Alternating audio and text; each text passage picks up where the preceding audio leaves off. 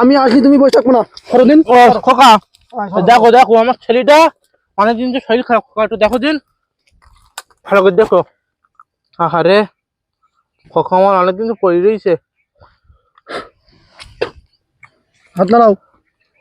ওইটা তো অত দূরে রেখেছিস ওখানে? আমার ছেলে সুস্থ হয়েছে ডাক্তার সাহেব? অত বকেন কেন আপনি? আমি কি করছি দেখেন বসে বসে। ডাক্তার সাহেব আমার একটাই ছেলে স্যার, আমার ছেলে ছাড়া আমি থাকতে পারবো না ডাক্তার সাহেব। আমি জানি ডাক্তার সুদের পুত্র আসলে ঠিক হয়ে যাবে, ওই জন্য আমি তোমারই রাখিছি ডাক্তার। রোগটা আমি খুঁজে পেলাম। আচ্ছা আমি কটা ওষুধ লিখে দিচ্ছি, তুমি গিয়ে নিয়ে আসেন। যা করবা ডাক্তার সাহেব একটু তাড়াতাড়ি করো, আমার ছেলের জন্য খুব সাঁতরে শুধু উঠে যায়, আমার ছেলের ছাড়া আমার দেখার কেউ নেই। দেখছি দেখছি।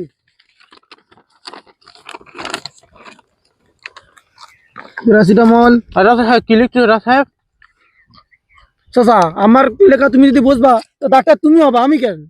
তুমি যা করলে হয় তাই করো, আমি দাঁড়াও দাঁড়াও, ছেলের জন্য ঠান্ডাও।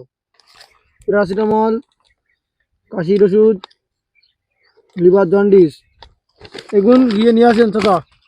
ডাক্তার সাহেব হ্যাঁ আমার ছেলে দুধ হয়ে যাও তো? সেলি পুরো চাঙ্গা। ঠিক আছে আমি তাহলে ইন্দুবানি।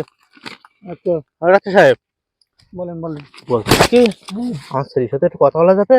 কথা বলা যাবে কিন্তু বেশি চাপ দেওয়া যাবে না, এখন অনেক প্রেশার দিলে সমস্যা হয়ে যাবে। আর আমি দুটো কথা বলি। হ্যাঁ একদম কোনো চাপ দেওয়া না, ঠান্ডা মেজাজে কথা বলেন।